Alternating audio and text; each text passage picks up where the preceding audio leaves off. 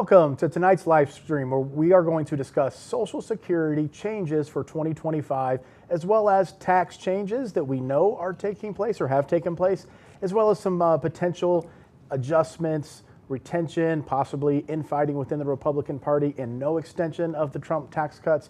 We'll get into all of that, but most importantly, discuss how it impacts you and your retirement. So with me tonight, we have Mr. Ed Rossi. Ed, how you doing? Doing fantastic. How are you? Good. It's been, I don't know, what, a couple of months, I think, since we did one of these case study financial planning live streams? I didn't count it this time, but it's been a while. This is before Christmas? Definitely before Christmas? Yes. Ed is a certified financial planner professional, certified private wealth advisor, and several other designations beyond his name. So you're doing another one now, Ed. What is the one you're doing now? Tax planning. I need to memorize that one. TPCP, Tax Planning Certified Professional. Tax Planning Certified Professional. This one's a year-long course, right? It's scheduled for a year long. I should finish it in about 4 months. Before we get into tonight's content, because it is about taxes, and myself, again, as a CFP pro, a certified private wealth advisor, certified tax specialist, Ed has all those designations, plus, like I said, like 5 or 6 more. Still pursuing another one in the tax field.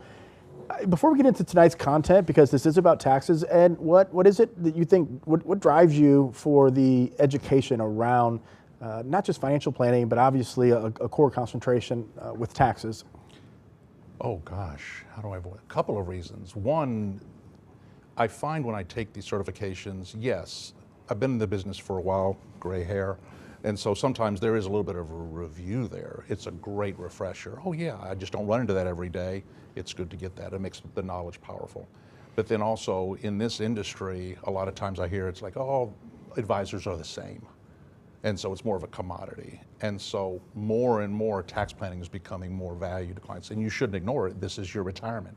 Your investments are important, how much you want to spend, Social Security, and then also taxes. And so the class I really like because it's not approached in the sense of here's how you put something on a 1040. No, it's tax planning essentials and how to pay less tax or maybe take advantage of certain things within the tax law. It's all legal. It's all above board, if you will. But at the same time, yeah, that's the other reason I do it. So a lot of times we'll get the question, Troy, how do I generate more income in retirement? Well, the simple answer is to pay less tax. And that is a lot of what tonight's conversation is going to be about. But first, a couple of housekeeping items. Before we jump right into Social Security, we're going to tie taxes into that discussion and then have a discussion solely about taxation. And I'm sure Social Security may come up again. But if you don't know by now, those are the two topics, Social Security and taxes for 2025. Okay, if you have questions, we want to make this an interactive discussion. So please input your questions into the chat box here. Ed has his computer in front of him. I have mine. We will see them. We will discuss them. And I do want to provide a bit of I guess maybe call it a disclosure here, because Social Security, especially with what we're going to discuss regarding the Social Security Fairness Act, this is a very contentious topic. I did a video on YouTube about it recently, and I want to say about a third of the comments were people very angry, either because I left something out or we try to take a neutral stance on everything, but maybe they thought the connotation was it's negative or it's positive. And it's a very contentious topic. So 2 things. One, if you have an opinion and maybe it's not mainstream, or maybe you just want to express how you feel about this, don't be afraid to put that in there, because we will address it, we will discuss it. So I don't want you to feel like you have to hold anything back. And then 2, we're going to do our best to get to most of the questions. I'm sure we won't be able to cover all of them, but we will cover the ones that we feel will positively impact the discussion tonight and help the most amount of people watching, not only tonight, but in the weeks and months and years to come. Okay. Oh, and then also we're offering a free report. And if you register for that free report, it's understanding everything about Secure Act 2.0, which has a lot to do with your retirement accounts, those tax-infested IRAs and 401ks, significant changes to the RMD rules. At 73 or 75, you're forced to start taking money out of those accounts, significant changes there. Beneficiaries need to be aware of these updates. So if you download that report, you will register to win a $100 gift card to your favorite restaurant. So we're going to do 2 of those raffles tonight. The first one will be about halfway through, and then the second one will be at the end of tonight's discussion. So register for the report, you'll enter the raffle for an opportunity to win one of 2 gift cards for $100 to your favorite restaurant. Okay, we have a couple people I just want to say hello to. Drewski, I saw you there, so how you doing? I'm glad that you're back. Scott Paul, ready for the wisdom. We have tons of it up here to offer, so hey, it's going to be a good one. Okay, so Mark says, Mark from Washington State, New Oak Harvest client. Mark, thank you very much for the opportunity to work with you and your family, and of course, thank you for the trust that you put in Oak Harvest. So, guys, if you do have any questions as we go through, again, feel free to put them in the chat box. Okay, Ed, you told me you were going through some of the comments, and the reason I think maybe you did is because we got one comment from someone who was extremely upset because it was a shortened version of a summary of the Social Security Fairness Act, and I didn't cover every possible aspect of it, and I believe he was offended because I left something out that was important to him. So he called in pretty upset. Ed's our resident Social Security expert, so I said, Ed, do me a favor, make sure the content's accurate, and if there's anything I left out I need to correct. And Ed, you started going through the comments there, and you're like, wow, there's a lot of, nothing was controversial. We take a very independent stance trying to just go through the facts and how it impacts your retirement, but you mentioned how, nerve, I guess is the best way to kind of put it. That video struck a nerve with so many different people. I read a lot of the comments, and sometimes those comments are sent to me for asking for replies, but when I saw that one, and yes, you're being nice when you say that person was a very upset, and again, each his own. Life's too short. But that being said, yeah, I went back and what he said, and what you said was very high level, and at the same time, a couple of, hey, it's much more complicated than this. We're going to talk about that tonight, the windfall elimination provision. Anyway, went through that, but then I started looking at other ones, and so it became, I'll use the term, it's almost like the subject has become tainted with a political slant. And yeah, I find myself, I sit with a lot of clients throughout the week doing reviews, meeting with new clients and so on.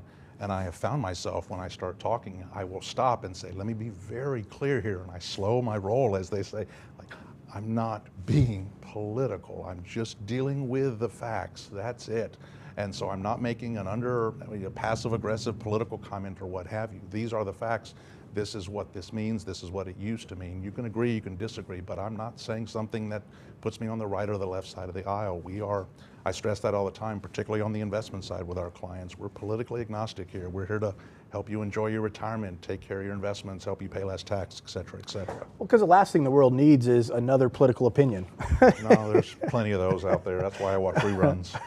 Okay, so what exactly is the Social Security Fairness Act? And I'll just tee it up for you. Prior to President Biden leaving office, there was a bipartisan piece of legislation brought to his desk, and he signed it into law.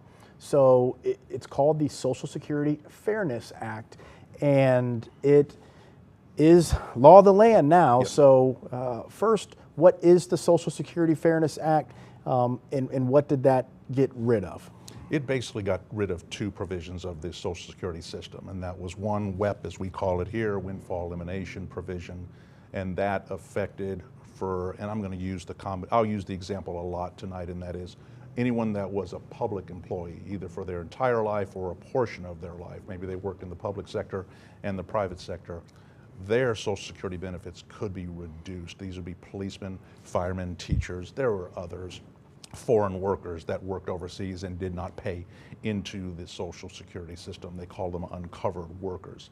Anyway, that windfall elimination provision would reduce your benefits. The other benefit, called a government pension offset, would also affect those beneficiaries of Social Security if they were receiving a Social Security benefit based on their spouse's work record. And this was also a very unpopular, both of them, frankly, were very, very unpopular. Now, again, I'm not going to get into debate whether or not they're right or wrong. The whole idea was, though, to make sure that if you have a pension and you did not add to Social Security during your career, well, then you would get less Social Security. So that being said, they're history now, and they're also actually, and this is important, and they're actually it's retroactive to January 1st of 2024. So this applies to you if you worked both in the public sector and the private sector, but you did not pay into Social Security with your public sector job and you have a pension, but you did pay into Social Security, of course, in your private sector job. So that's the difference between, that's what we call a non-covered benefit, because you did not pay Social Security taxes when you received your paycheck from the public job. Okay, so those people receive a pension from the government, from whatever job that you had in that public sector. But then also, let's say later on in life, you went into the private sector, you qualified for Social Security. So this is where it gets extremely complicated, because there's bend points and there's a maximum of up to a 50% reduction, but it may not be a 50% reduction. This is a very complex calculation, and this is going to tie into our next discussion. But just high level, Ed, what exactly have you seen throughout your career? Let's say someone was in that particular situation. How much was their Social Security benefit often reduced by? Sometimes 50%, sometimes more. In some cases, because they had low earnings as far as going into the Social Security calculation. I found, though, sometimes it was, and that's what made these laws so unpopular, was the misunderstanding surrounding them. A lot of times people will get their Social Security statements, which you can still download if you haven't turned it on yet, and it has a disclaimer about your benefits that we're showing you could be reduced by, and they'd mention windfall eliminate or WEP and GPO, but they didn't do any calculations. And so you imagine if you go and retire, you're expecting a certain dollar amount, you get your first Social Security check and it's 50% less. And so the windfall elimination provision, yes, can be a very complicated. I'll just keep it high level today.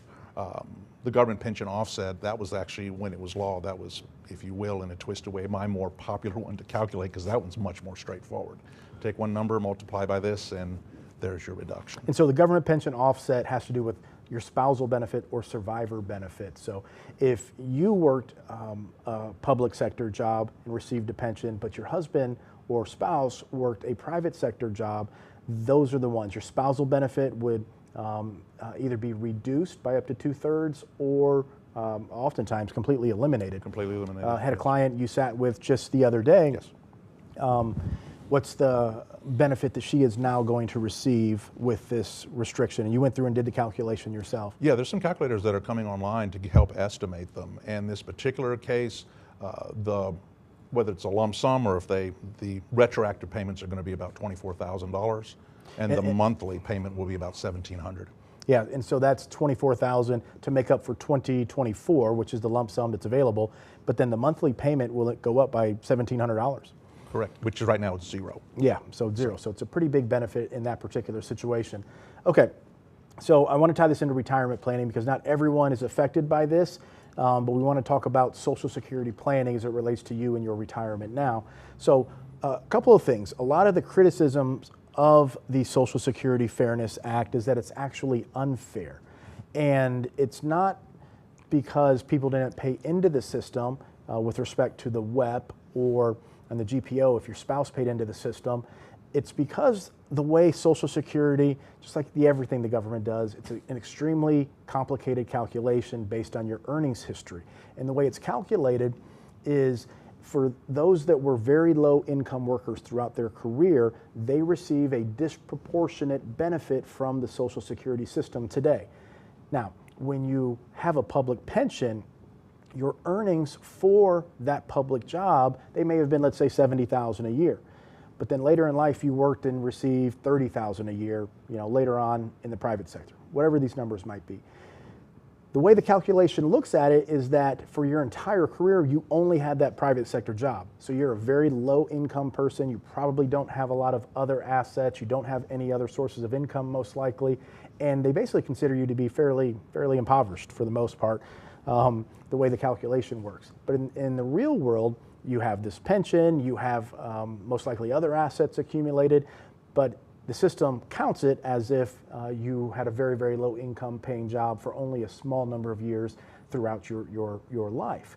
So what the system actually does is it gives that person now a disproportionate benefit relative to someone who put a lot more into the Social Security system over a lot longer period of time.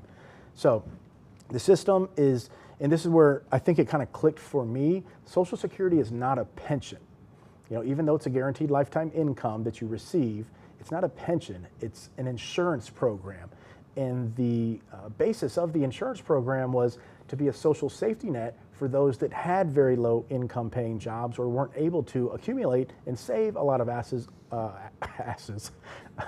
assets over the course of their working careers. So it's an insurance program, not a pension system. And I think this is where a lot of people kind of get confused as they say, hey, well, I paid into this. This is completely unfair that they're taking my Social Security check away. But on a one-to-one basis, someone who worked their entire life and only made an average of, let's say, $40,000 a year, and then someone who worked 10 years and made $40,000 a year, they're going to get a very similar Social Security benefit, even though one paid a lot more into the system than the other, and the other has an entirely additional pension that this person doesn't have. So hopefully that makes sense. If you do have any questions and want us to clarify that, please put that in there. But Ed, I'll give you an opportunity to expound on that. No, exactly that. It's a progressive system. Forget for a second the fact if you have a pension from a public service position you may have had in the past or currently have. It's Social Security, the way it's designed, is meant to provide some additional income. If you have throughout your entire career lower income, you're going to get a Social Security benefit that makes up a higher percentage of the income that you will no longer have when you retire, versus if you have higher income throughout your entire years. And therefore, Social Security, you may get a higher payout, but it's a less of a percentage of what you were making when you were still working. And I think the last thing I'll just comment on is what we said earlier, and that is the individual that was, again, highly irate, and that is, at this point, folks, it's a moot point. It's gone, it's history. Never say never that it couldn't come back. I'll point that out, some of the things I'm reading, but again, that's something that we'll have to deal with possibly 7 to 10 years from now. And so if you are in this boat, or if you are concerned, because this is going to expedite the depletion of reserves in the Social Security Trust Fund. So we're going through kind of setting the stage, and then we're going to talk about the solvency of the trust fund and how this impacts your retirement if you or your spouse are not going to benefit from the GPO or the WEP, the elimination of those two Social Security longstanding provisions. But, okay, so how this is going to work is people can receive a retroactive benefit for 2024 in the form of a lump sum is what the common thought is, but it may be, you know, they may break it out monthly. Maybe annuitized into a longer, added into your monthly income, and you'll have a higher monthly benefit annuitized over the course of your life. That's possible. And then once they get that lump sum figured out, the increase to the monthly checks should start to take place. Mm-hmm. But here's the kicker, and you're not going to be shocked by this. You're just probably not going to be shocked by this. They have to do all this by hand. Okay, so we're talking about an extremely complex calculation, specifically as it applies to the windfall elimination provision, the WEP. They are going to have to go back and do this by hand to determine how much the lump sum is and then how much the increase is. This is what I've read. When they passed the Social Security Fairness Act, they did not pass a funding mechanism to hire more people, to update the software, to build new programs to do this for them. So like most things kind of with government, it's going to take some time. So I think they're projecting maybe 12 months, hopefully 18 months, they can get this figured out. I think that's on the high end possibly because it's complex, you know, I mean, they're going to have to hire some very intelligent people and spend a significant amount of time educating them on how Social Security works, you'd think. Hopefully they can build a program, but you know, that's not what I'm hearing. The good news is that based on the numbers that I've read, it affects, and again, I've read 1.8, it affects about 2 million recipients. So for the windfall elimination. For the windfall. So that's, don't get me wrong, but what is there, how many people are on Social Security around this country? 60 million or something like that? It's much longer. So percentage-wise, it's very small. But I think the bigger question people are asking at this point is, okay, just when?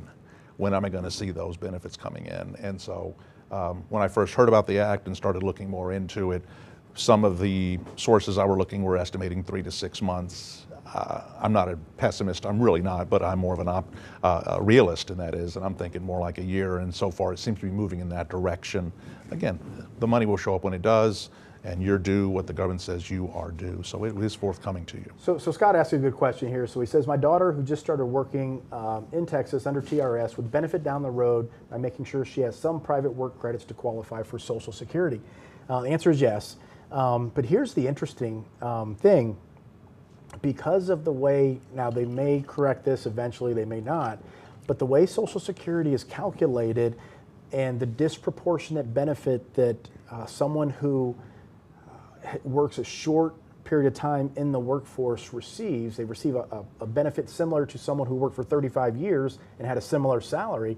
From a planning perspective, if you're a public sector employee now, and I believe there are 14 states that this is primarily focused on, Texas is one of them, it is highly, highly in your best interest to qualify for Social Security, because if you work for 10 years, 40 quarters, and let's say it's $30,000, $40,000 a year, whether it's a gig, whether it's a part-time job, whatever it may be, the Social Security system as it currently is calculates your future Social Security benefit as if you had that job for 35 years. So this is the disproportionality of the current system and why the windfall elimination provision was put in place in the first place. And something ironic, so yes, yes, Scott, under current law, she would benefit. It's an excellent question.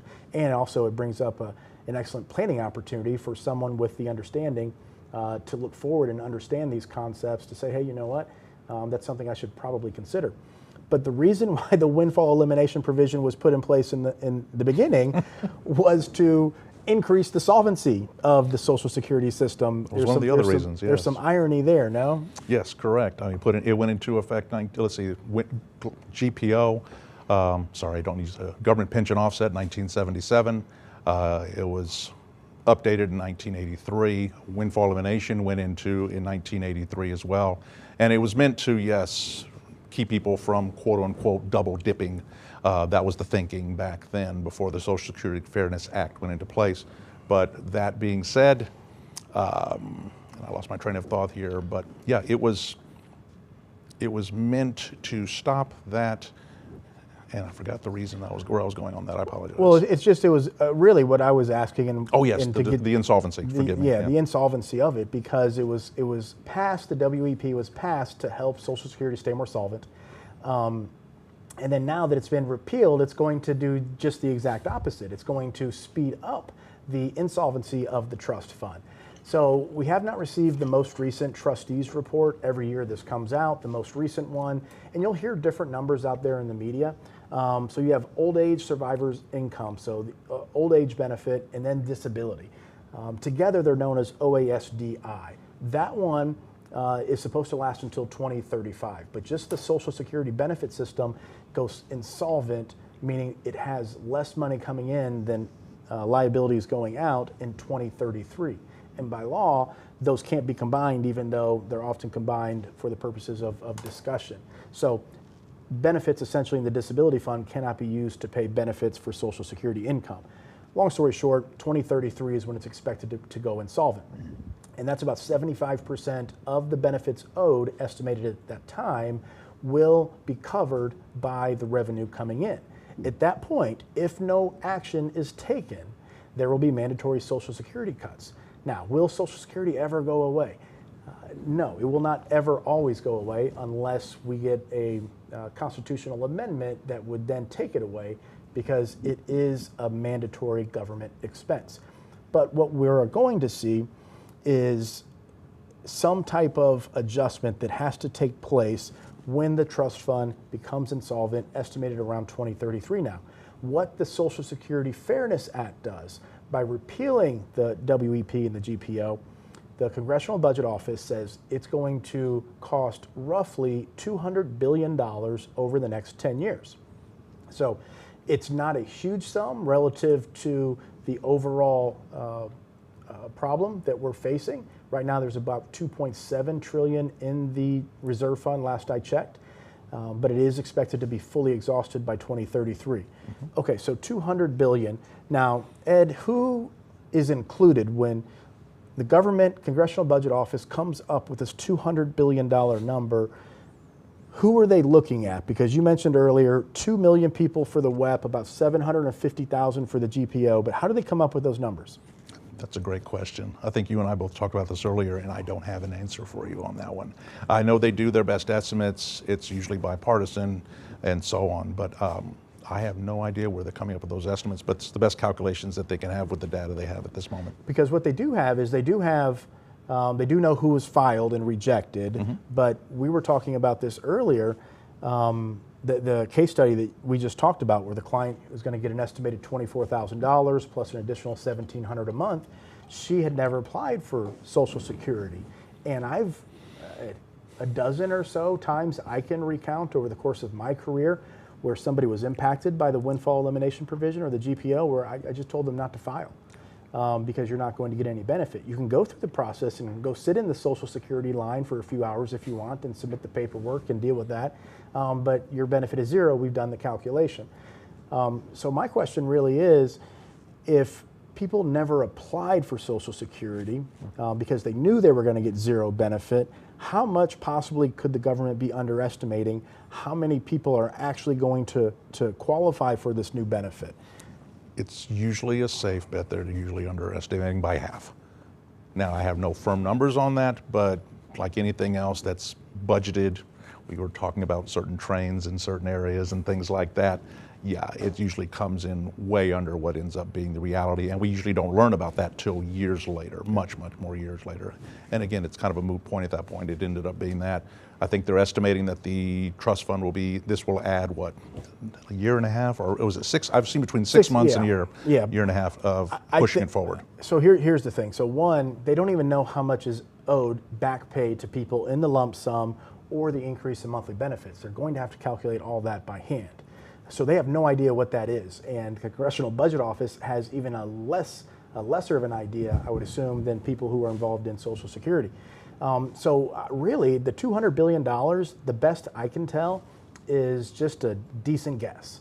And if you look at the history of the CBO, plus take into account all the people who never filed for Social Security, so they have no record of their application, who may now file, it very well could easily be 400 billion, maybe 600 billion, somewhere in that range.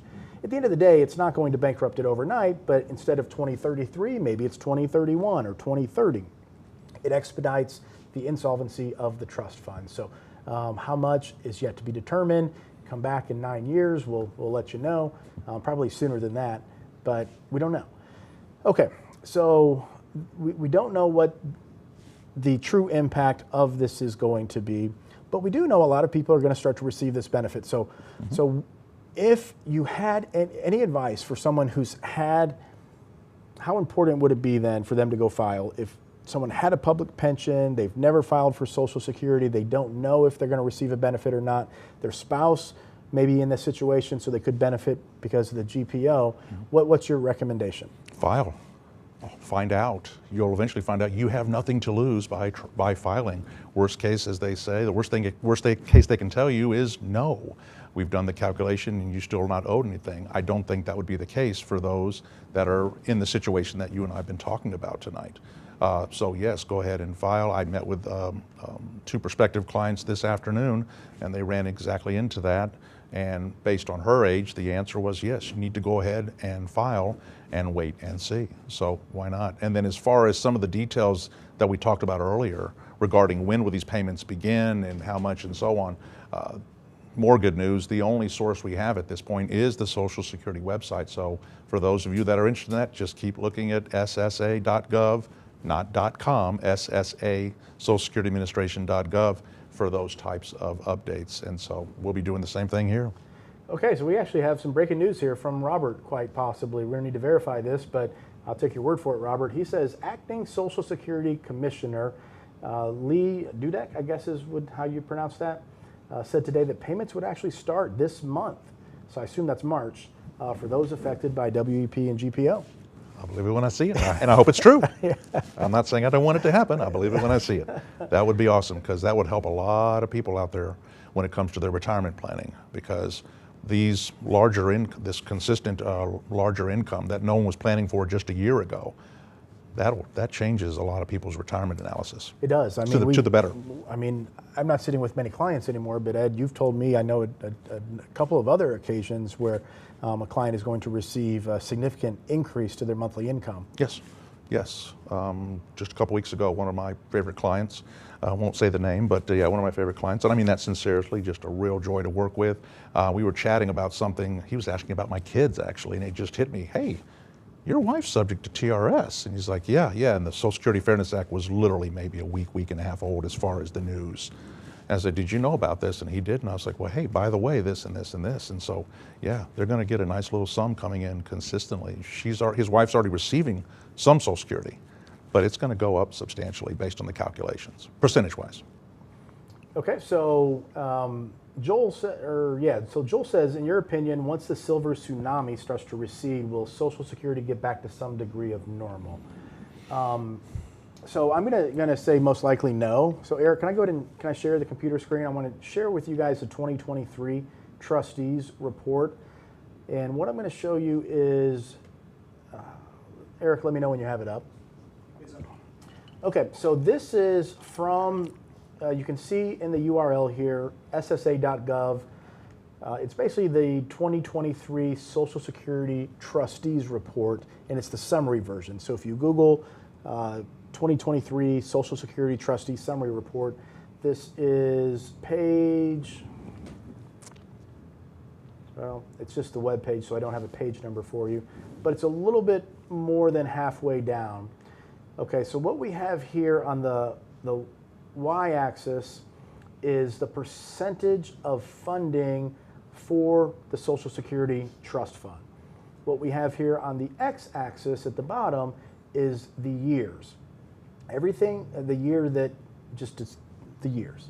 Everything in gray is history. Everything in white on the right is the projected.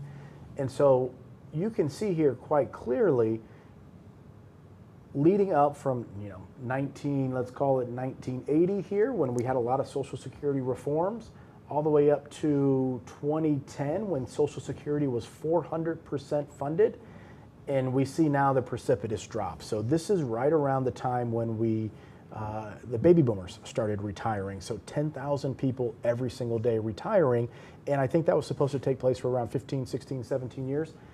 And we see the precipitous drop of the trust fund solvency. So if you click on this graph, to answer your question here, this is why I'm going through and showing you this. So on the left side, OASI, so this is Social Security income. Then we have disability insurance fund and hospital insurance fund. We're just focusing on the income, the Social Security income, the insurance fund. Okay, and then we see the percentage of solvency in that column. And you see once we get out here to this is 2033, 2030, we see at the end of 2033 it exhausts. And as you kind of go and look out at the data that they have projected, there is a small surplus again expected, I think I remember in 2098. But if we look through the entire chart, there's at no point under current projections does it ever become solvent again. So brings forth means testing. There's really two things that they can do. There's a lot of proposals out there for Social Security, but they can significantly increase FICA taxes. They can lift the cap and allow income up to $500,000, $1 million, $10 million, $100 million. It's not going to have that big of an impact if you raise it to those high levels because not enough people make that amount of income to really significantly impact it. So when you hear about billionaires and trillionaires, that it's such a small percentage of society that it's not enough to impact Social Security benefits for 60, 70, 80 million people. Okay, so we can increase FICA taxes, which will most likely be part of the solution, or we can decrease expenditures. This is a simple cash flow challenge, right? We have X amount of cash coming in, we have X amount going out. How do we improve the solvency? Well, you can increase the revenue side and you can decrease the liability side. So we're going to transition now into some tax planning, and I want to show you some charts. So Eric, I'm going to go ahead and we can pull off there, and I'll come back to me, and then we'll get into some of the tax planning stuff. And what I'm going to do is I want to try to help you guys understand what I call a layering, because that's how the tax code works. If you think of a big net, so if you take a net and you drag it across the bottom of the ocean, the more you drag it, the more things you're going to pick up. Well, when it comes to retirement income and tax planning, the tax code acts like a net. When you have certain levels of income from one source, let's say IRA distributions, the higher those distributions become, it drags in Social Security into a state of taxation progressively. It drags in your long-term capital gains into a state of taxation. It drags in your qualified dividends into a state of taxation. And again, the more income that you have, the more it drags these things into being taxed to a point where they're all fully taxed and there really is no more tax planning opportunity available. And that's the situation that I fear millions and millions of retirees in this country will be in once required minimum distributions kick in from your retirement account. So the best way that I can come up with to illustrate this concept is through this layering visual. So we're going to look at several different scenarios here. And I'll tell you what, before I do this, Ed, I just covered a lot. Anything you want to add there before I kind of get into this layering discussion of income? No, we need to illustrate this because one of the things we spoke about was the Social Security tax torpedo, and that's exactly correct. As your income increases, mostly it's going to be wages, but let's say most people that are retired, okay, distributions from IRAs, that's 100% taxed as income to you. As that income increases, it starts to then drag your Social Security benefits to where they're starting to get taxed. And there's a term that it can get a little convoluted, but called effective tax rate. And this can make the effective tax rate on your Social Security benefits. You could be in the, oh goodness, I have the numbers here. You could be in the 10% tax bracket and be paying an effective rate of 18.5. You could be in the 22% tax bracket and paying an effective rate of 40.7, and the maximum marginal bracket right now is 37. So imagine that. So no, it's very important to look at these considerations and the effects they have on your overall tax situation. And so you mentioned the tax torpedo, and I'm going to visually show you what this tax torpedo is in a second. But before we switch here to the visuals, we're actually going to do two scenarios here. So I have a married filing jointly, and I always get a ton of questions. Troy, why don't you show the single rates? Why don't you show the impact on a single filer? So we're going to spend a few minutes covering the single brackets and whatnot. But Eric, if you can go ahead and switch back to the computer. Oh, actually, I'm sorry, guys. I'm going to keep you in a bit more suspense. I am due a raffle winner. So hold on tight. If you registered for the report, we're going to draw the winner to tonight's raffle. This is the first of two raffles. We're going to have one more at the end of tonight's discussion. So we have our first raffle winner, Corinne? Tina Johnson.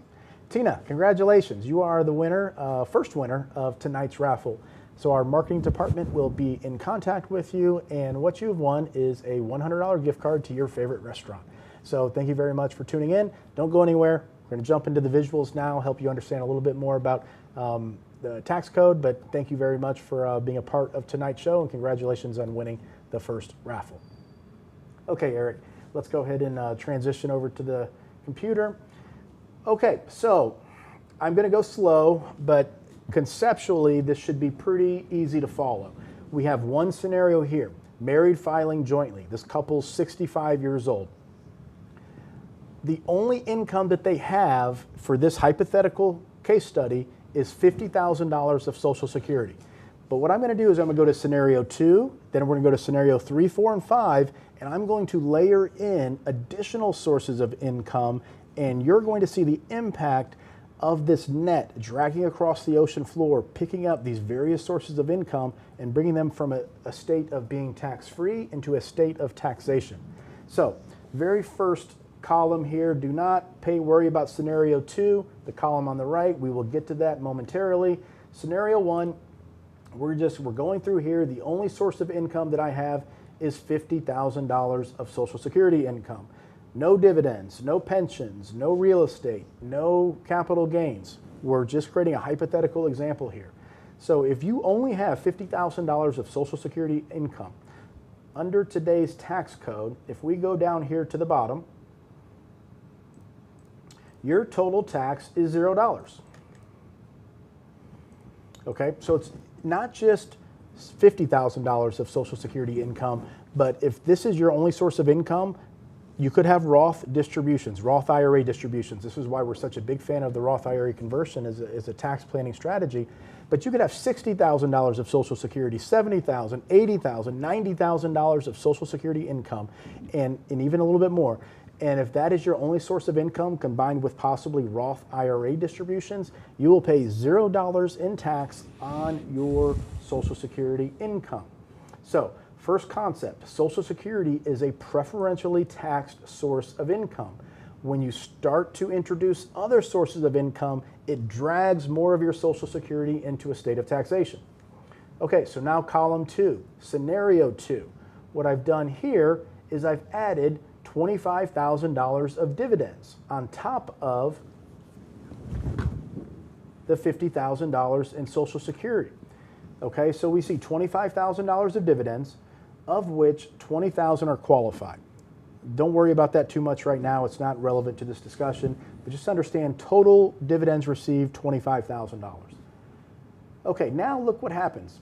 Just adding that dividend income has now dragged $11,100 of your $50,000 Social Security into a state of taxation. It doesn't mean it's taxed. It just means that now this becomes taxable income.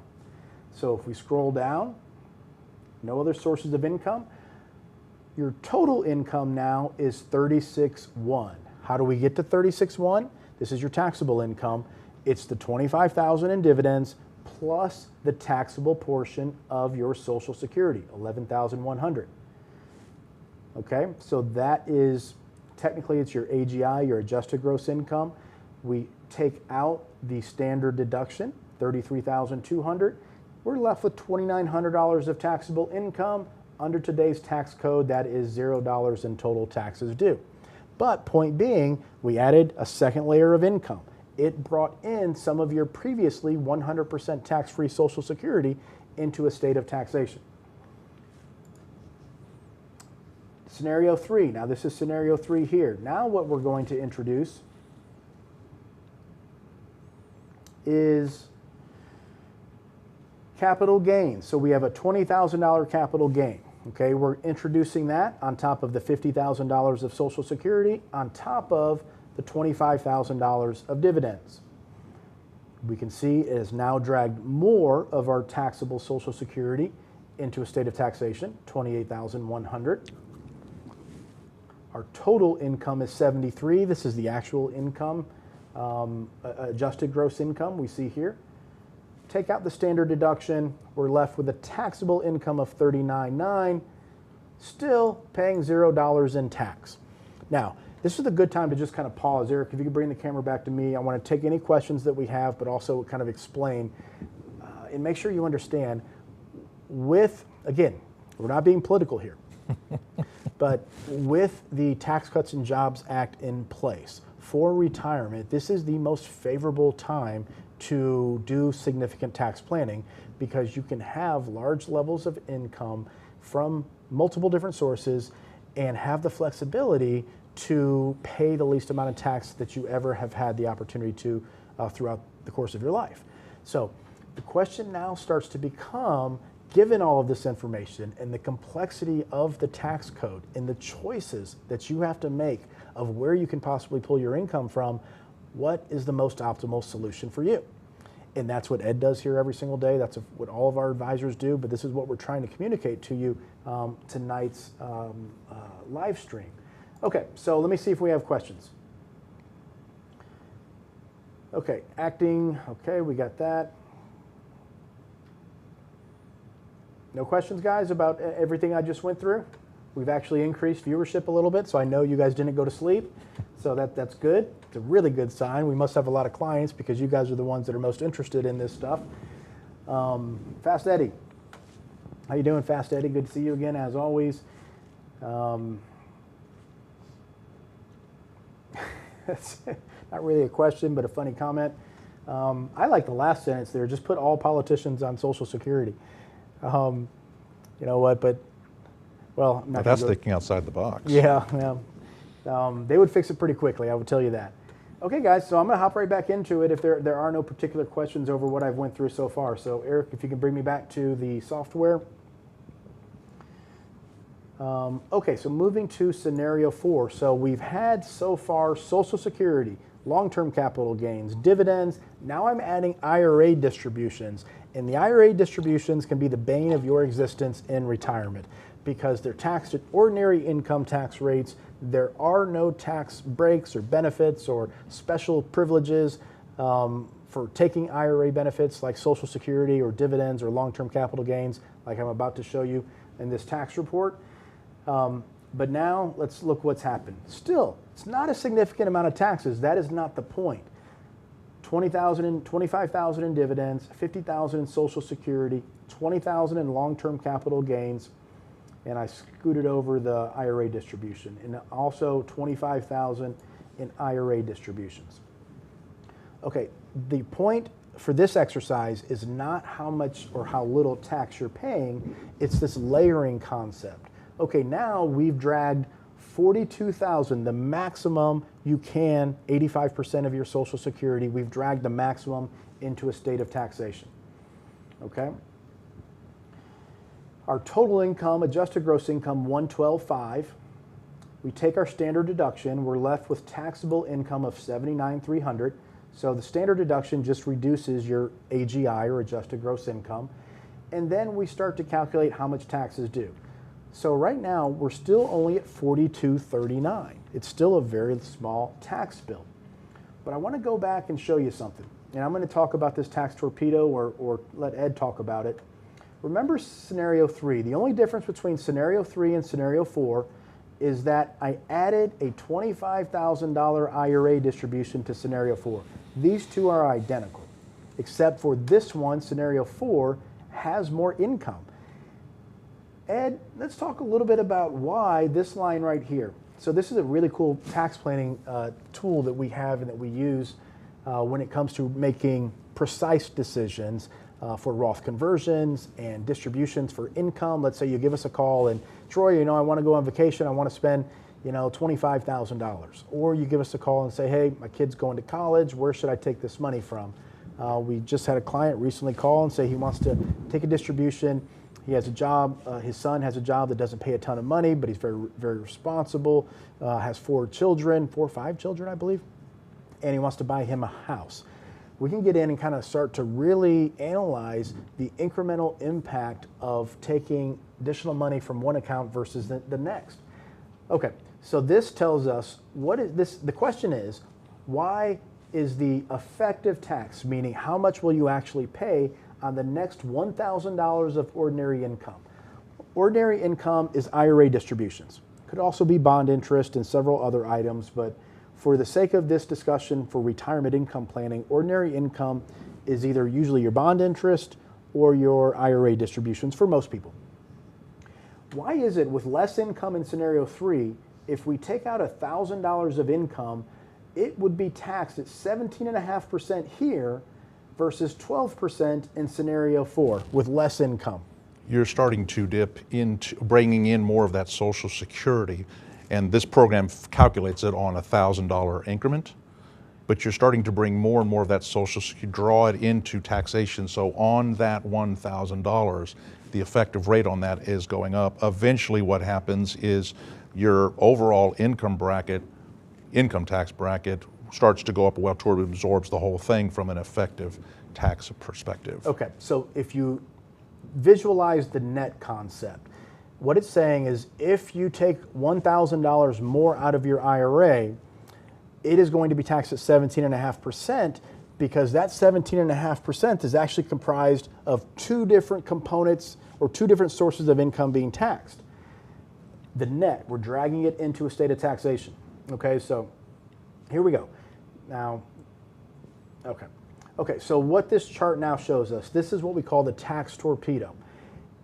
We see if you take that extra $1,000 out of your retirement account, 9.5% is ordinary income on the IRA distribution. But 8% of it is now your Social Security owing taxes, whereas previously it did not.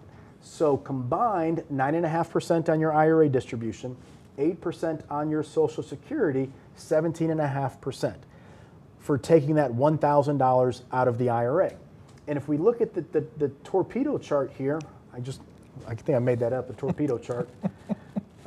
This is a calculation of various ranges of income from multiple different sources to help us view the impact taxes have on those choices that are being made. But we'll call it the torpedo chart for short. Now look, we can get up to 22.2% if we take an additional $16,000 out. So let's say you give us a call and you're like, Troy, I need $16,000, or Ed, I need $16,000, or Ryan, or Lizzie, or whomever you work with or speak to. And we didn't know any better, and we said, you know what, just take it from this account over here. And that account creates ordinary income.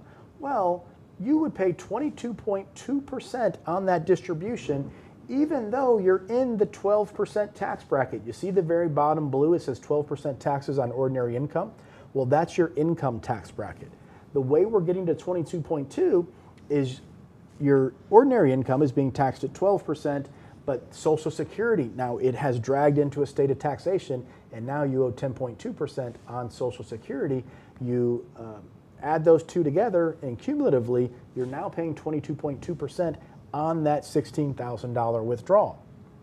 Now, in practice, Ed, we would compare that to other choices we have. Does it make more sense from the capital gains if we have no way to zero out gains and losses against one another?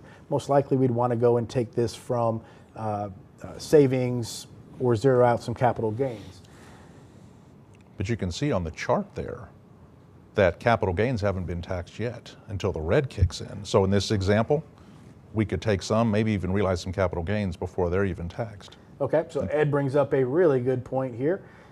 Because there's not only a tax torpedo for your ordinary income, but there's also a there's multiple submarines in the water out here, guys. You got to be really, really careful. There is also a potential torpedo situation when it comes to your long-term capital gains. And this is kind of what this bottom chart here is showing. So to Ed's point, if we had nowhere else to take it from, we would rather take it from the capital gains. And you see this chart here. This is now, I can't highlight it, but you see my mouse. This bottom chart is looking at additional capital gains being layered into the discussion. Whereas this one up here, you can see here is ordinary income. Another concept, and if you're not getting this, don't worry. This literally took me close to 10 years to understand. And I do not expect you to grasp it in one night, but it is extremely complex. Just understand that these things happen. That's the main takeaway. Where you take money from impacts how much tax you pay, and the ability to create the vision, I call it visibility, into how these decisions you're making today are not only impacting you now, but how they're impacting you 5, 10, 20, 30 years from now. So to Ed's point, look, if we took it from your non-IRA accounts, long-term capital gains were imposed. You're looking at an 8.5% tax versus 18.5%, possibly 22%. And then we get out of the torpedo much more quickly down here, as you can see, at the $19,000, $18,000 level. Every dollar we take from capital gains for the next, let's call it 20,000 almost, creates no additional taxation. It's literally tax-free. It's tax-free across the board. And we see that torpedo drops here between 18 and, again, about $20,000, but we're still paying taxes on ordinary income because, again, your capital gains and dividends are preferentially taxed, just like Social Security. But here you can see there is no preferential tax treatment to retirement accounts. Okay, Ed, bring it back to me, please. Okay, so this is that's about as deep as I'm going to go into the tax torpedo and those charts, because if I stay any longer, I'm afraid I'm going to lose too many people. But if you do have questions, feel free to write them down in the chart here. Looks like we may have one or two. But understand, this is what tax planning is. This is, at its most basic level. It's a granular understanding of how the next decision that you make in regards to where you withdraw your income from, how it impacts your taxes, but then how the combination of those decisions over time impacts your greater retirement security. So I don't think I can come up with a better definition for tax planning really than that. But Ed, before we kind of get into any of the questions here, is there anything that you would like to add to that discussion? One of the things when it comes to the Social Security and how it's taxed, there are certain ranges that you can make before your Social Security, your benefits can be taxed up to 50% of them can be taxed. And then eventually you get to another range, and it's different for whether or not you're filing married, filing jointly, or filing single. But the point I'm trying to make is that these ranges do not get adjusted every year for inflation. And so it makes it easier and easier every year to hit these high ranges, therefore your Social Security becomes taxable. And that goes back to 1984 when President Reagan started to tax Social Security benefits as well, again, because at that time it was heading towards insolvency. Okay, so Liz asked the question, if you take money out from your IRA in retirement throughout the year, do you have to estimate and pay taxes on the distributions quarterly? The answer is no. You can, and I'll use a simplistic example here, the way the IRS views distributions from accounts like IRAs. You owe $12,000 in taxes because of your IRA distribution. If you took all $12,000 and sent it to the IRS, took the money from the IRA and sent it to the IRS, all in December at the end of the year, the IRS views you as if you were making $1,000 payments every month throughout the entire year. So no, if the distributions are coming from IRAs, I'll use a simplistic example, then no. If you're pulling the money from non-IRAs, then yes, quarterly payments become they get on the radar. And we will add the caveat of we are not CPAs. Please consult with your tax advisor there. We discuss these concepts of specific tax questions from our experience and our understanding, not just personally, but professionally over the years. But we are not licensed CPAs, but make sure you do consult with your CPA. And one more thing that I will throw in there is there's the concept of a safe harbor provision. So I forget what the threshold is, but I think it's $150,000. If you make less than $150,000, you know if it's AGI or taxable income? It's MAGI. It's AGI, excuse me. It is AGI, forgive me. Brings up a whole nother conversation, but adjusted gross income, we think it's AGI. Somewhere in that $150,000 range. If by December 31st you pay 90% of your previous year's tax bill, you qualify for what's called a safe harbor provision. You won't be penalized at all. If you make over that $150,000 threshold, it's 110% of your previous year's tax bill. If you get that to the IRS prior to 12/31, you won't be penalized as well. But again, consult your CPA on that. You can do a simple Google search as well, but I would recommend talking to the CPA because you never know what Google is going to turn up. Okay. Robert says, can high amount of Social Security, say 80 to 100,000 for two high wage spouses by itself, cause the tax torpedo? So if you only have $80,000 to $100,000 of Social Security by itself and no other sources of income, don't worry about any torpedo because all of that Social Security will be tax-free. But you bring up this point of two high wage spouses. If you have two high wage spouses, you shouldn't be taking Social Security most likely in the first place at all anyways. So it's kind of, if you're in that particular situation, depending on how long you've been taking Social Security, maybe we look at suspending the benefits, letting them continue to roll up, or possibly repaying. There's some specifics that we'd have to look at there.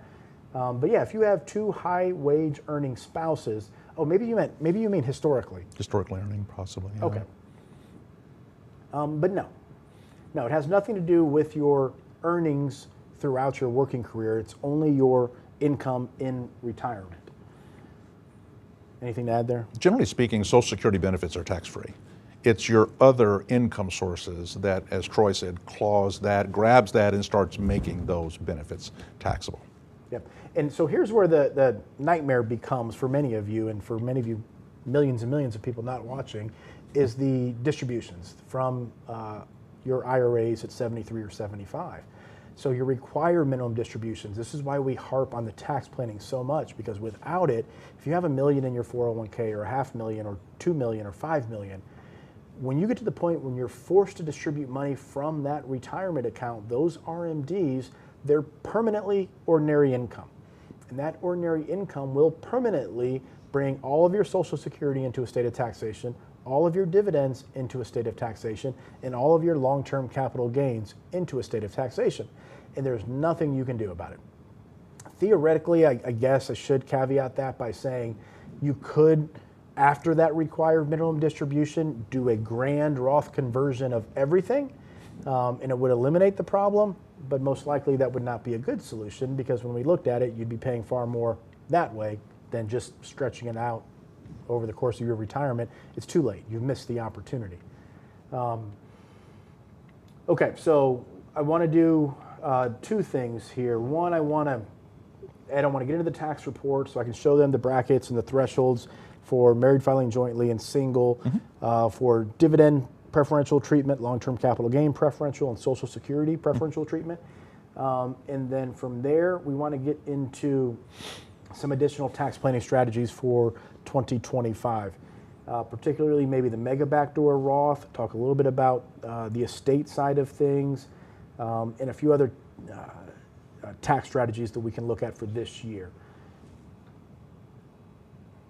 And we have, guys, this has been a fast hour. Guys, we're going to do the second raffle in about 5 minutes. So if you have not yet downloaded the report to understand everything there is to know, I think that's the title of it, Corinne, Understanding the Secure Act 2.0. If you register for that report, you'll have the opportunity to win tonight's second raffle, which will be a $100 gift card to your favorite restaurant. Okay, Eric, bring me back to the computer screen here. I just want to kind of quickly, for those who have been waiting to kind of see this, I want to go to scenario 5. So all I've done for scenario 5 is now I've added a $75,000 IRA distribution.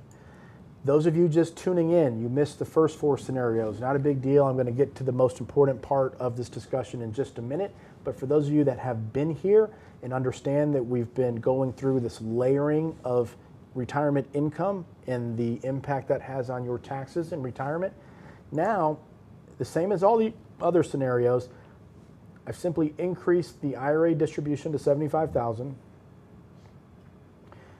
Brings our total AGI up to $162,500. We take the standard deduction, and we're at a total income tax liability of $15,000. Effectively, it's still only 11%, but here's where I wanted to point this out. Now we're back into the torpedo zone, right? Submarines coming through. Watch out, torpedoes on the way. If you take $1 more of ordinary income, this means $1 more from your IRA, that next dollar is going to be taxed at 27%, even though you're in the 12% marginal bracket. So again, tax planning. You can't just look at your income and say, oh, I'm at $160,000, I'm in the 12% bracket. No, you're wrong, and you're wrong. You are actually, for that next $1,000 that you take out, you are in the 27% bracket, because effectively the net has dragged other income into a state of taxation. When you start to add those little pieces together, let me show you the torpedo calculator here. Now, I would need to back this down to show when it starts, but here's what's happening. The red that Ed mentioned earlier, you are now not only being taxed on your income, the distributions from the IRA, the Social Security is fully taxed at this point, but you are now bringing those capital gains and qualified dividends into a state of taxation.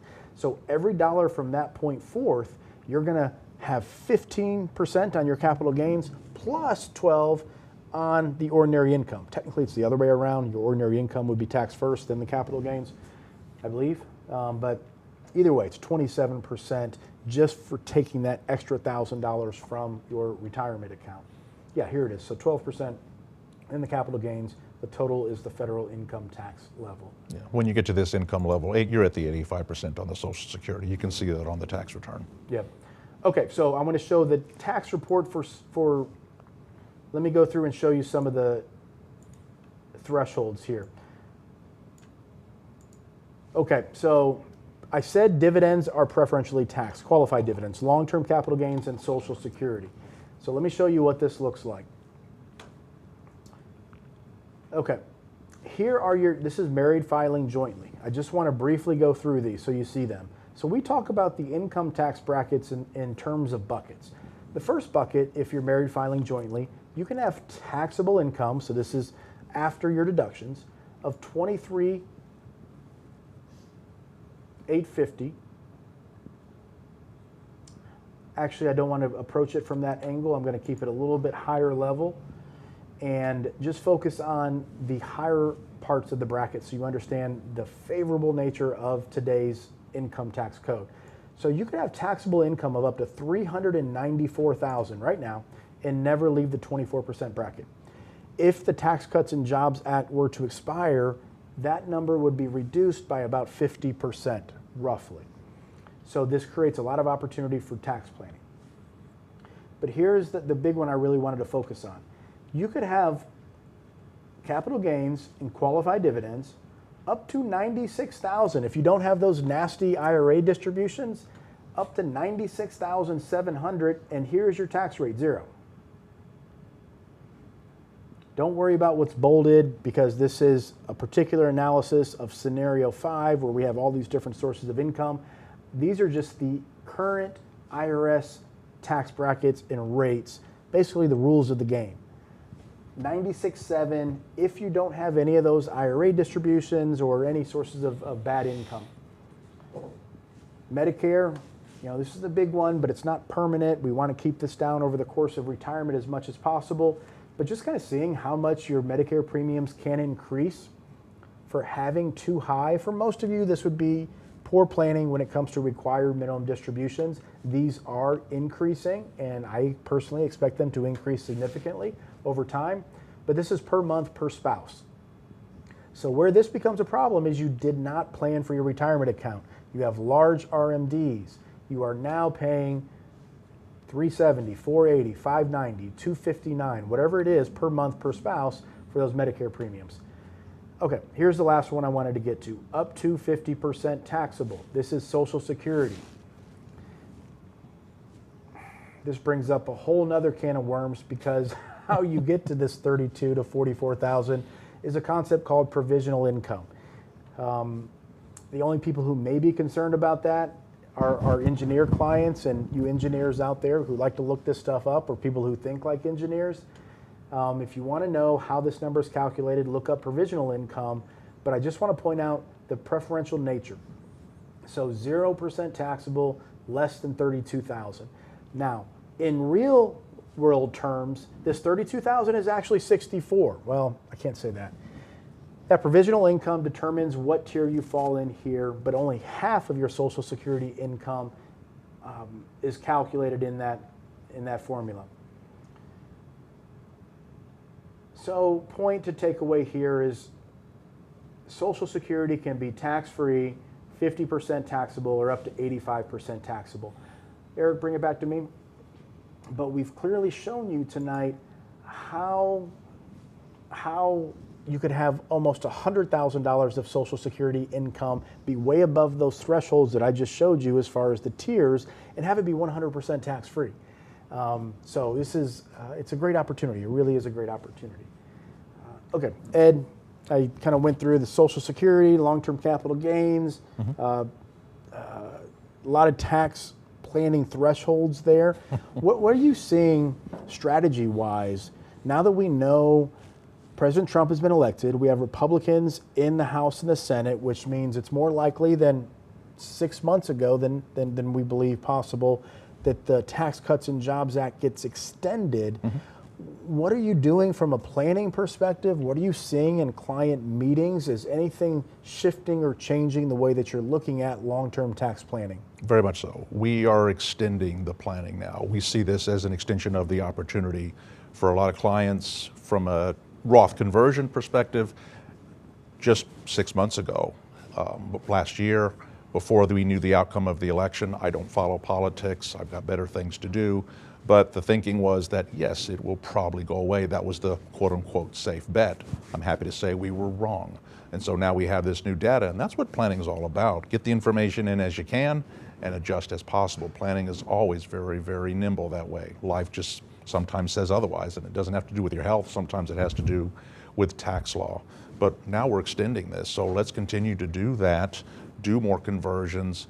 But for some of our clients that are maybe beyond the conversion conversation as far as it just doesn't benefit them any longer, well then, okay, from an income perspective, let's take advantage of those preferential capital gains rates and maybe start pulling money from non-IRAs on top of money from IRAs, staying within a particular tax bracket, keeping the effective rates as low as possible. They are what they are. And then also, you briefly touched on it, and that is for clients that are Medicare age and on Medicare, those IRMA brackets that you mentioned. So as a firm, we've been doing this prior to the Trump tax cuts initially going into being enacted. So when they first happened, we had, it was an opportunity to really expand the tax planning and savings opportunities for our clients. But for the past 7 to 8 years, we've been operating under the assumption that there was no way in the year that the Trump tax cuts expired that the Republicans would be able to win the presidency, the Senate, and the House and have any likelihood of extending the Trump tax cuts. Now that that has happened, it has completely, I don't want to say flip-flopped, but it's definitely changed the planning strategy because we've been operating for the past 8 years with this window. It was compressing. The urgency was increasing to get this done because these rates and brackets were going to go away. That was the common knowledge. Now we don't know what they're going to be, and it is quite possible the Republicans completely bungle this and do not get this extended prior to the deadline. We don't expect that to happen, but it is possible. But now we're operating under the assumption from a planning perspective that we are going to have more time.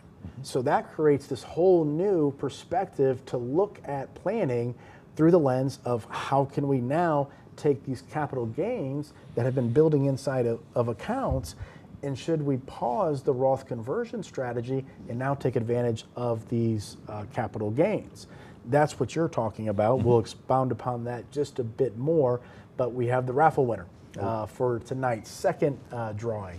We're going to get into that right now. Corinne, if you can pull that up, please. Scout says RNDs, no, RM as in mother, required minimum distributions. Say it one more time. Joe Mooney. Joe, you are tonight's second winner of the raffle. Our marketing department will be in contact with you to provide a $100 gift card to your favorite restaurant. So thank you very much for tuning in. We really do appreciate it. And our marketing department will be in contact with you. Okay, guys, we're still at 93 people watching live, so we're going to keep going here. If you do have any questions, because we prepared tonight's live stream with a limited content because we wanted to have this be an interactive type session, I want to make this very clear. No such thing as a question that doesn't make sense. Please feel free to put any question into that chat box. We'd like to get into a little back and forth Q&A for the last 10-15 minutes here. So please don't hold back. If you do have a question, I encourage you to put it in the chat box and we'll go through it. Okay, so capital gains. So based on everything we've talked about tonight, what does that look like in practice? Shifting the tax planning strategy from Roth conversions to now taking capital gains. Well, it leads to a lot more flexibility with our clients' income plans. Sometimes when I will tell clients it's a non-IRA, the other term that's used is it's a taxable account, and sometimes the thinking is, oh geez, wait a minute, so if we take anything from out of this account, then we're definitely going to be paying taxes on it. Not necessarily. And even if we are, there'll be some preferential tax rates that we'll be able to take advantage of, i.e. long-term capital gains. Those, based on current tax law, are always lower than income tax brackets. They could be 0, they could be 15, they max out at over 20% under current law. So point being is that by looking at that from an income perspective, one of the reasons we also pull clients money from an IRA, and I get this question all the time. I'm just going to turn on Social Security, which we've been talking about a lot tonight. I'm going to go ahead and turn that on as soon as possible so I can just let my IRA continue to grow. Not a bad strategy at all. However, that's a short-term gain, potentially long-term pain there, because eventually you're going to get to that, as Troy called it, required minimum distribution age. And the calculation for your required minimum distributions is based, one of the calculations, or one of the factors is, what's the value of your IRA? So if it continues to grow, those future required minimum distributions will also be larger. And we've already seen via the illustration tonight what that does to a tax return. Social Security becomes higher, more of your Social Security benefits become taxed, more of your capital gains becomes taxed, et cetera, et cetera, et cetera. So go ahead. Eric, can you bring it back to me? I want to show Ed's point here in terms of the calculation. Okay, so what I've done is I've went back, this is still married filing jointly. I've went back, and what we have now, I've taken out this scenario one, but I've adjusted it. I've taken the Social Security out, I've taken all dividends, IRA distributions, everything out. Now we're at $100,000 of long-term capital gains. So this is the assumption that your only source of income for this year. You come in, you sit down, we're doing this tax analysis, you're already a client, of course, and we say, you know what, we're going to pause the Roth conversion strategy because for your particular situation, it may make more sense to explore getting rid of these capital gains that have accumulated over the course of time, so we have more time since President Trump was reelected to now focus on this side of the ledger, so to speak. I just want to show you. So today's current tax code, 2025, $100,000 in long-term capital gains, no other income. We still have our standard deduction of 33.2, married filing jointly, both spouses over the age of 65. Taxable income, we subtract the standard deduction from your AGI, you get 66.8 for your taxable income. Here's your total tax, zero. $100,000 of long-term capital gains and zero taxes. Where this goes off the rails is when you don't do any planning, or you're just randomly taking money from various accounts. You're saying, oh, I'm going to take Social Security right now. Okay, you may want to do that because you feel like you've paid into the system for many, many years and it's your money, you want to take it whenever you want. Yes, your money, do what you want. What we're telling you is we need visibility into the grand picture. How does that decision impact you, not just today, how does it impact you over the course of time? Because maybe if we hold off on taking Social Security, or we hold off on that Roth conversion, or we hold off on that IRA distribution, and we take money from your non-IRA account, we could take up to $100,000 in this particular situation and pay zero tax. And it's been a very, minus 2022, it's been a very strong market every single year. Even in 2020, when we were all dealing with COVID as far as an investment side, March of 2020, S&P was down lost a third of its value. We still ended up 18% positive for the year. And so 21 was a good year, a positive year. 22, not so much for reasons for most people know about. And so for a lot of our clients, they have a lot of unrealized long-term capital gains with the extension, high probability I would say today, extension of the Tax Cut and Jobs Act.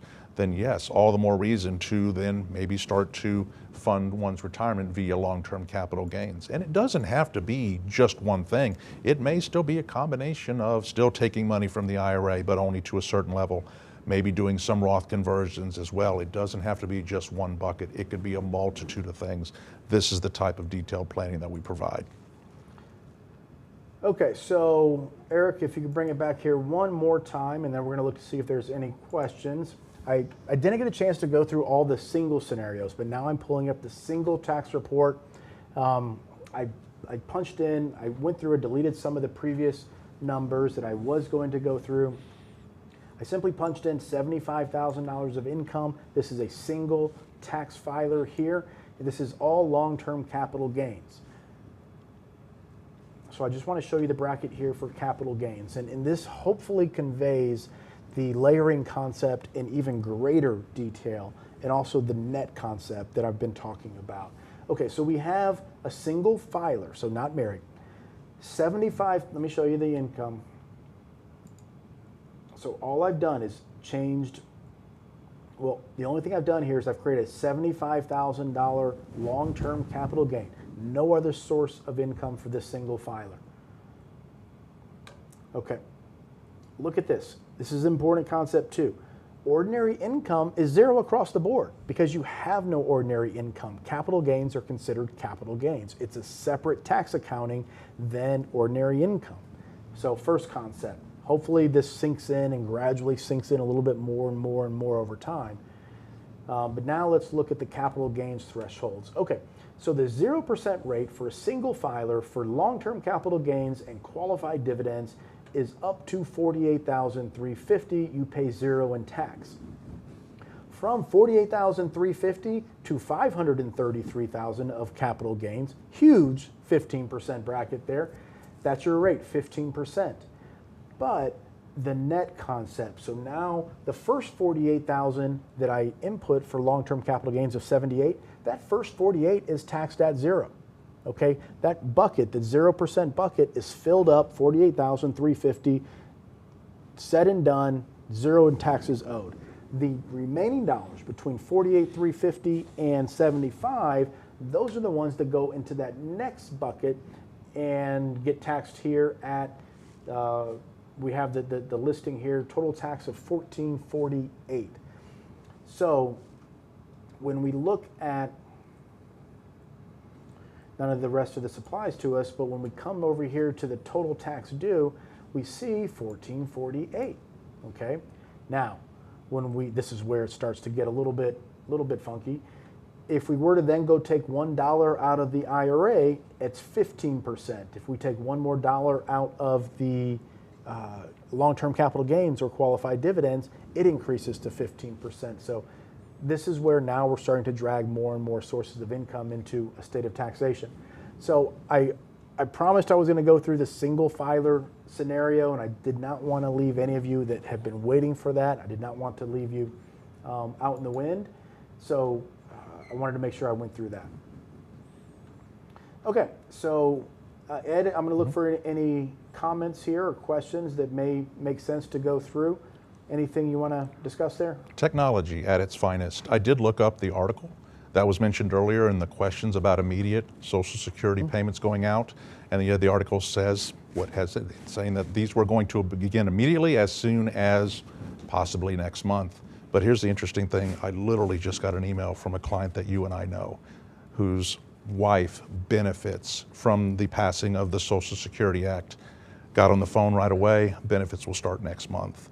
However, with the popularity, some of the other people that this individual has asked, that he knows, I'm assuming they're also affected by it, now they're starting to call, and now the wait times to talk to somebody are now 2 and 3 hours.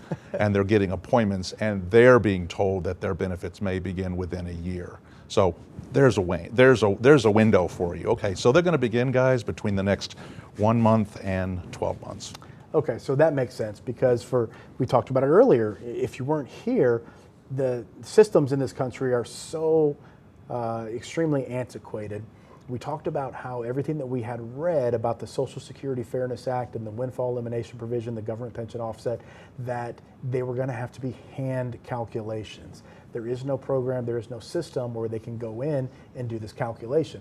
One, it's a highly complex calculation. Two, you need to be educated, highly educated on how this system works in order to do it.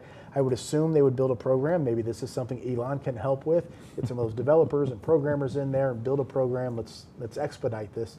But so they may begin to some of the people that they have now done the first people, the first batch, so to speak. They've done the calculation, so they will begin next month, but it doesn't mean that they may begin for everyone. No, though I did notice on the headline of the article that was mentioned to us that the ones that were supposed to take longer to receive their benefits are the more complicated cases.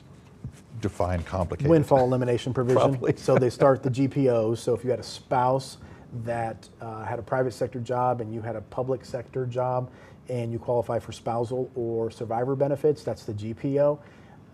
That's the simple calculation. That's much easier. The WEP, when you personally work both private sector and public sector, that is a far more complex calculation that I would assume literally would take 8, 12, 15, 18 months to calculate everyone. That's 2 million people. That is the larger of the two numbers. 2 million people in this country applied for Social Security benefits and were denied because, or had it reduced because of the windfall elimination provision. And there's probably another 100 to 500,000, maybe a million people who never applied because they understood the windfall elimination provision, which not only increases the wait time, but could potentially increase the, well, would increase the cost. Okay. Based on your 4 tax scenarios, to have an AGI of about 100 is a safe taxable IRA withdrawal between 25 to 35. From Joel Deering. Joel, I don't have enough information to kind of answer that question, so it would depend the composition of that $100,000 adjusted gross income.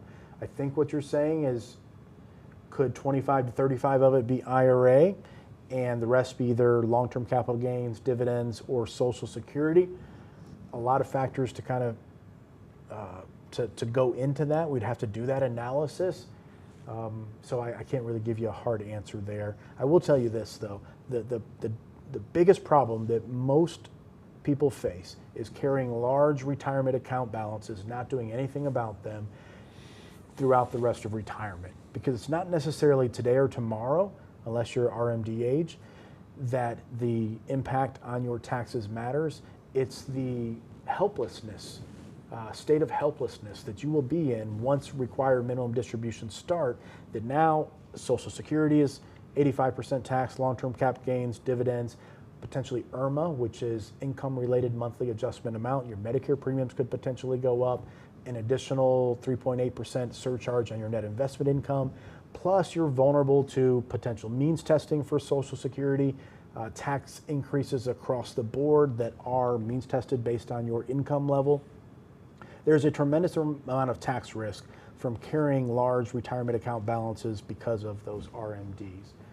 So I'll elaborate on that, Troy, because we just earlier this week met with a prospective client that actually met with us about 3 years ago and decided that it wasn't a good time to work together. They showed up last week because now, during that last 3 years, they did become required, they did hit required minimum distribution age. And between the two of them, their required minimum distributions alone were in the low 6 figures. And at this point, there really was nothing they could do. There was a couple of conversations about qualified charitable donation, things like that, but that just didn't fit what they desired to do, and that's fine. This is their retirement, this is what they want, this is their money. But for me as a planner, that was painful to sit there and see the opportunity that was left for whatever reason on the table just 3 years prior. yeah, and those types of situations, you know, in various forms can, you know, happen, you know, different ways all the time, and it's a matter of planning. I see it all the time. Literally, as you said, just decisions made mostly from the investment side. I decided to do this. The common one I'll see is, hey, I did start doing conversions. I've seen Troy's videos. I'm doing conversions. Last year I did, and I'll use a round number, I did a $10,000 conversion. I'm like, okay, well, good for you. How much is your IRA worth? It's worth $1 million. Okay, that's a 1% conversion, and the market pushed your account back up, what, 8, 10%? Well, as they say, you kind of threw a bucket of water in the ocean. You're not going to change the tide. So again, I'm not making light of it. I just see it every week. Here's a good question from Scout. Nope, not Scout, sorry, BC. And I'd have to think this through, but maybe you know the answer. Could both the GPO and WEP apply to a single person?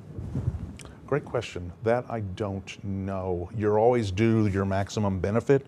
So I would imagine the best answer is yes, they probably do they used to do the calculation on both. Okay, let's thought exercise this real quick, because previously it wouldn't have mattered because you would have been completely repealed or it was in place prior to being repealed, and you would have, you know, been, those benefits would have been rescinded, whatever you could have potentially have been owed. But let's say you were both a private sector employee and a public sector employee. So you qualified for Social Security, and of course you have your pension, but then you married someone who was a private sector employee who had a Social Security. Then that person passes away, you would get your Social Security full benefit? No, you still lose one. You still lose one. You still lose one. And that, it depends on the scenario you're talking about. If you have your own Social Security benefit based on your own work record, but if you're due a higher benefit because you're married to a spouse who was in the private sector, by the calculation, was in the private sector their entire life, and then, okay, now we're talking WEP, but now you're getting a pension, okay. So yeah, that's a lot of moving parts, but bottom line, I think it's safe to assume, again, hindsight being 20/20, that probably both calculations were run. Yeah, and you can't get 2 Social Security checks. If a spouse passes away. You're still only going to get one. You would get the highest of the 2. But yeah, excellent little thought exercise. Nice to kind of run through that. Okay, guys, I want to be respectful of everyone's time here. It doesn't look like we're getting any more questions. So I want to thank everyone very, very much for tuning in to tonight's live stream. As always, great conversation, great discussion, great participation. And tune in next month. We don't have the topic quite yet. Do we have the topic next month, Corinne? Nope, but we are going to get to work on that. And we promise to bring something of value to you and your family. And we appreciate all the time you spend learning and being proactive with Oak Harvest Financial Group. If you have any questions, want to learn more, reach out to us. Otherwise, thank you very much for participating tonight, and we look forward to seeing you soon. Thanks for watching.